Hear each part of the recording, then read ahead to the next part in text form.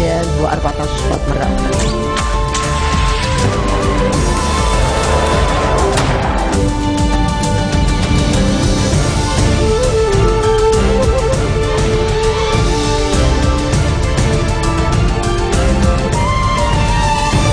Bonjour à tous et merci de nous rejoindre sur Futur TV pour cette nouvelle édition de la rédaction.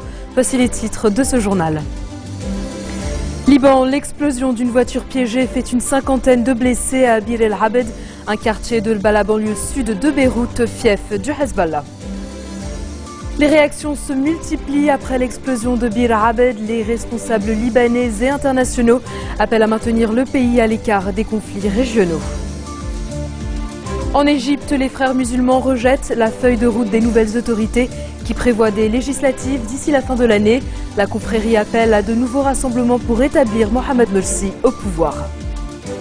Et à suivre également dans cette édition, le jour où je voudrais revenir, je vous préviendrai.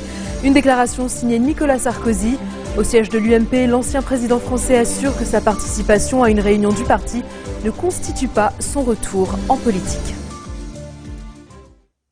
Un attentat à la voiture piégée a secoué ce matin le secteur de Bir el-Abed. C'est dans la banlieue sud de Beyrouth. Une cinquantaine de personnes ont été blessées. Aucune victime n'a été déplorée. L'attaque n'a pas été revendiquée. Le Hezbollah, lui, pointe du doigt Israël. Des débris dans les rues, des carcasses de voitures calcinées.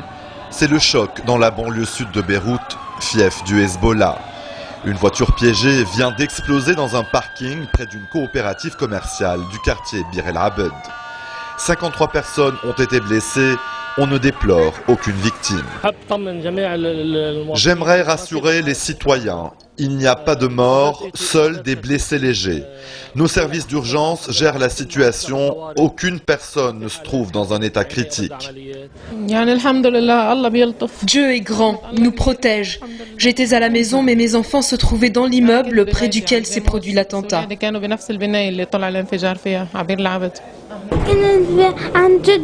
J'étais chez mon grand-père, on a entendu une explosion et des tirs. Les fenêtres se sont cassées, mon frère a également été touché par des éclats de verre. Aussitôt après l'explosion, des civils appartenant au Hezbollah se sont déployés dans le secteur. Selon les premiers éléments de l'enquête, cet attentat ne visait pas de responsables politiques. La police et l'armée ont établi un cordon de sécurité autour du lieu de l'attentat. Seules les ambulances et les véhicules de pompiers étaient autorisés à circuler dans le périmètre dévasté par l'explosion. Le Hezbollah pointe du doigt Israël. Cet acte lâche porte l'empreinte d'Israël et de ses alliés. Personne ne réussira à porter atteinte aux engagements de la résistance. Le ministre de l'Intérieur, Marwan Charbel, s'est rendu sur les lieux de l'attentat pour s'enquérir de la situation et tenter de rassurer. Ils veulent engendrer un conflit entre sunnites et chiites. Nous allons laisser les autorités enquêter avant de donner plus de détails. L'arrivée de Marwan Charbel et ses déclarations ont déplu à plusieurs habitants du quartier qui s'en sont violemment pris au ministre après son point de presse. Il aurait été visé par des coups de poing et des jets de pierre.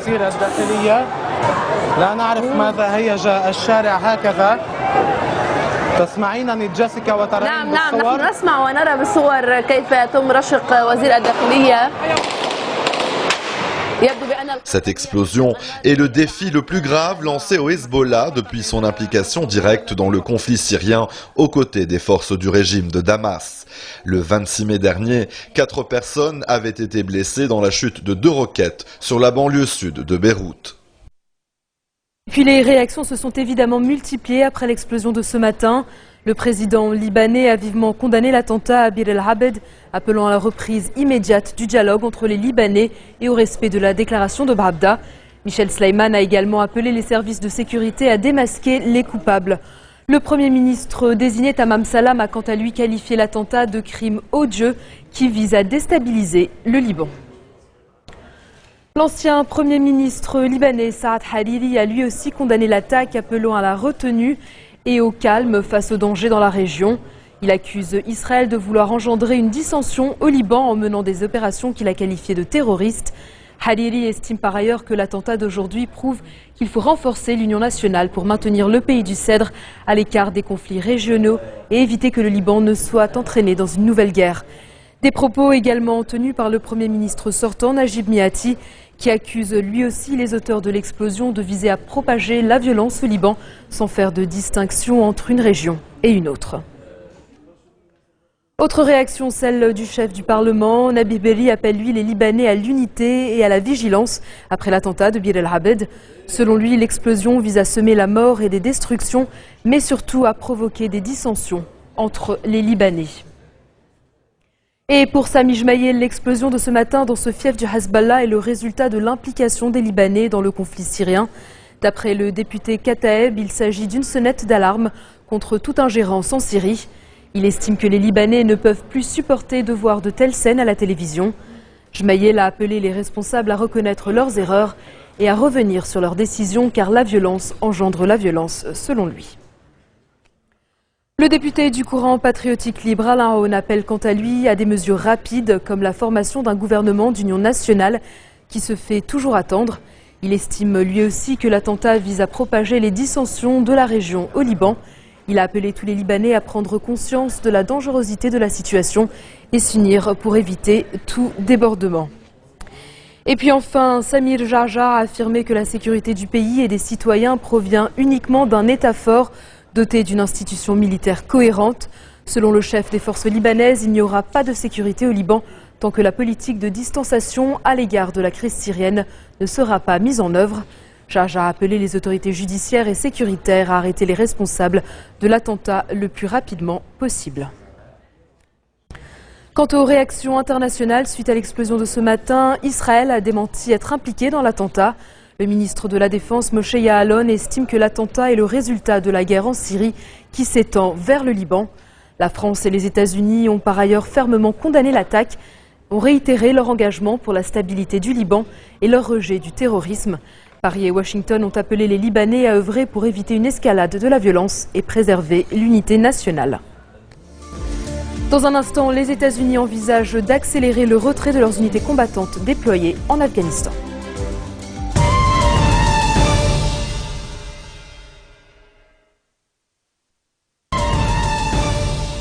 Retour sur le plateau de l'info de Futur TV. Les frères musulmans ont rejeté le décret du chef de l'État égyptien par intérim qui fixe le calendrier de la réforme de la Constitution et prévoit de nouvelles élections législatives et présidentielles.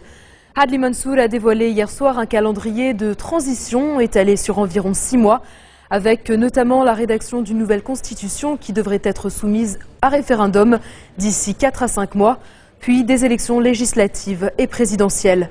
La Constitution d'inspiration islamiste adoptée en décembre dernier par référendum a été suspendue mercredi lorsque l'armée a destitué Mohamed Morsi. Les frères musulmans appellent, eux, à de nouveaux rassemblements pour rétablir celui qu'ils considèrent comme le président légitime. Israël demande aux États-Unis de ne pas geler l'aide militaire américaine à l'Égypte après la destitution du président Morsi par l'armée. Une aide dont le montant s'élève à 1,3 milliard de dollars par an.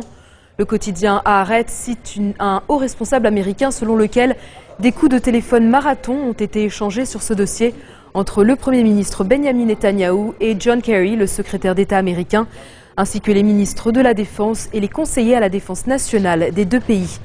La requête israélienne vise à empêcher l'application d'une loi américaine qui interdit le versement d'une aide financière à un régime issu d'un coup d'État.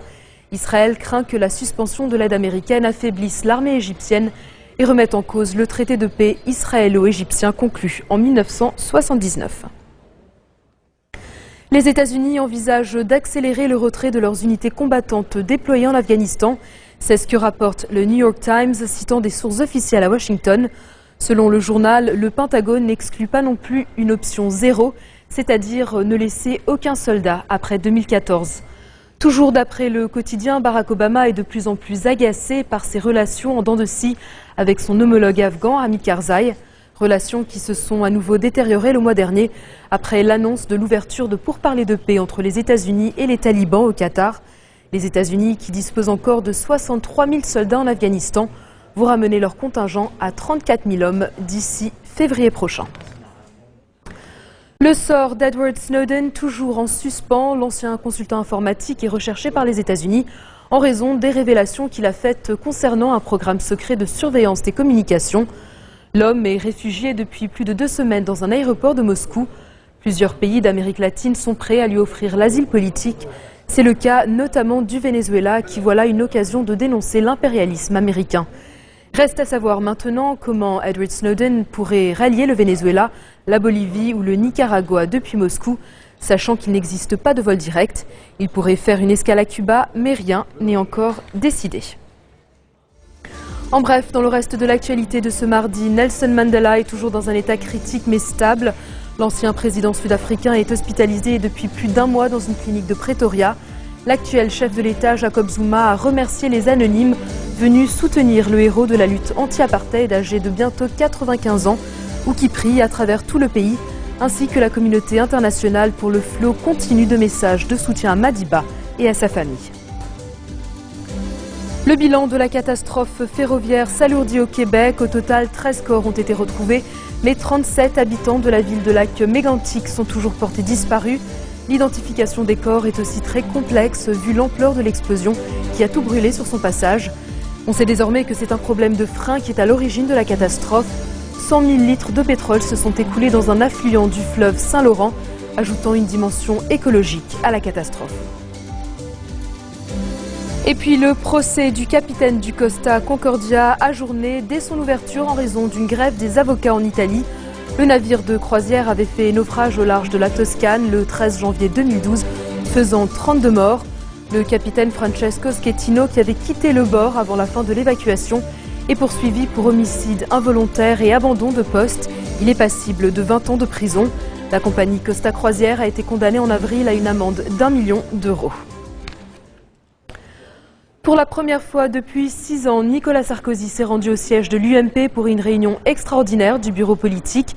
Acclamé par une centaine de partisans dans une ambiance de meeting, l'ancien président français est venu apporter son soutien au parti après l'invalidation de ses comptes de campagne par le Conseil constitutionnel. Outre la 50aine de membres du bureau politique de l'UMP, les parlementaires et les cadres comptaient aussi parmi les invités.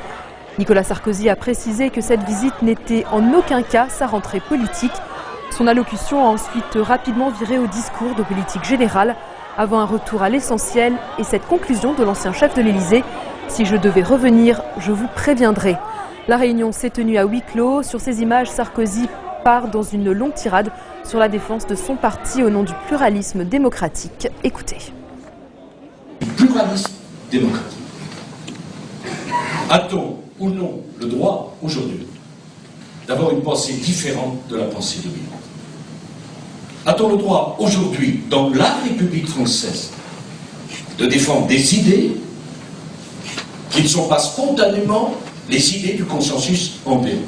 Vous êtes l'espace de liberté où on peut penser librement, parler librement, agir librement.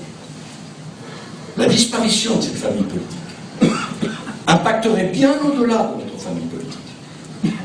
C'est une question de pluralisme et une question de démocratie. Ça m'a paru suffisamment important pour rompre la décision qui était la mienne de me retirer. Quand on voit tous les chômeurs qu'il y a, que vous mettez 3 ans à retrouver un emploi et des retraites qu'on touche, etc., on sait que Nicolas Sarkozy, c'est pas le magicien, mais au moins c'était autre chose avec lui. Ouais. Voilà. On veut qu'il revienne. Voilà. Pourquoi vous voulez qu'il revienne? Parce qu'il est le meilleur. C'est la fin de ce journal. Tout de suite, le rappel des titres qui ont marqué l'actualité de cette journée. Liban, l'explosion d'une voiture piégée fait une 50aine de blessés à Bir el-Abed, un quartier de la banlieue sud de Beyrouth, fief du Hezbollah. Les réactions se multiplient après l'explosion de Bir el-Abed. Les responsables libanais et internationaux appellent à maintenir le pays à l'écart des conflits régionaux. En Égypte, les frères musulmans rejettent la feuille de route des nouvelles autorités qui prévoit des législatives d'ici la fin de l'année. La confrérie appelle à de nouveaux rassemblements pour rétablir Mohamed Morsi au pouvoir. Le jour où je voudrais revenir, je vous préviendrai, une déclaration signée Nicolas Sarkozy. Au siège de l'UMP, l'ancien président français assure que sa participation à une réunion du parti ne constitue pas son retour en politique. Merci de votre attention. À l'occasion du mois de Ramadan, notre chaîne bouleverse ses programmes à compter de demain pour diffuser des émissions dédiées au mois sacré. Au nom de toute l'équipe du journal en français, très bon Ramadan. Serge Berberi et moi-même vous retrouverons début août. Bonne soirée à tous. يوم الأحد كان هو 14 شباط مرة